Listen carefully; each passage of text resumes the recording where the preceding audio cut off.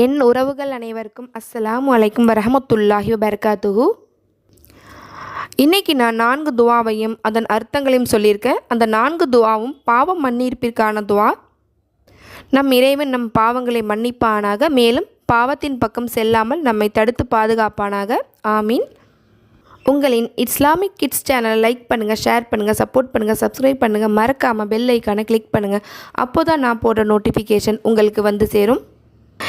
நிச்சயமாக அல்லாஹ் எல்லா பாவங்களையும் மன்னிக்கின்றான். பாவ மன்னிப்பு கேட்டால் அல்லாஹ் மன்னிப்பான். தினம்தோறும் இரவிலோ அல்லது பகலிலோ நாம் தனிமையில் இருக்கும்போது இன்று என்ன தவறு செய்தோம் என்பதை நாம் நினைத்து அதை அல்லாஹ்விடத்தில் முறையிட்டு அதை விட்டுவிட வேண்டும். அல்லாஹ்விடம் அழுது துஆ செய்து மன்னிப்பு கேட்க வேண்டும். சரி, இப்போ வாங்க வீடியோக்குள்ளே போகலாம்.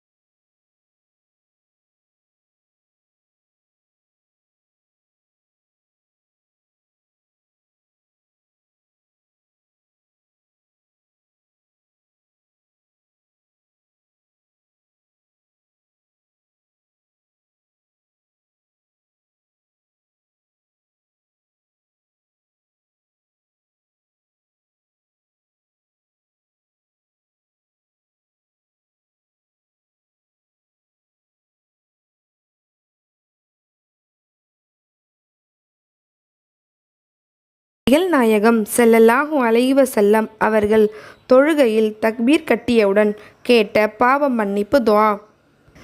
அல்லாஹும்ம பாஇத் பைனி வ பைன ஹதாயாய கமா பாஅத்த பைனல் மஷ்ரிகி வல் மக்ரிப்.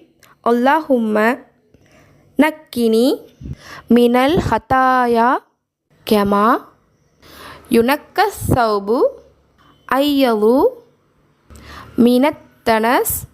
அல்லாஹும் மக்சில் ஹதாயாய பில் மாஇ வஸ்ஸல்ஜி வல் பரத்.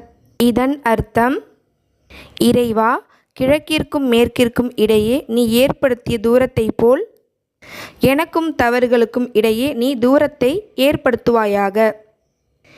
இறைவா, வெண்மையான ஆடை அழுக்கிலிருந்து தூய்மைப்படுத்துவது போல் என் தவறுகளை விட்டும் என்னை தூய்மைப்படுத்துவாயாக. தண்ணீராலும் பனிக்கட்டியாலும் ஆலங்கட்டியாலும் என் தவறுகளை கழுவுவாயாக. அறிவிப்பவர் அபு ஹுரைரா ரலியல்லாஹு அன்ஹு அவர்கள். ஆதாரம் நூல் புகாரி 744. இப்ராஹிம் அலைஹிவஸல்லம் அவர்கள் கேட்ட துஆ.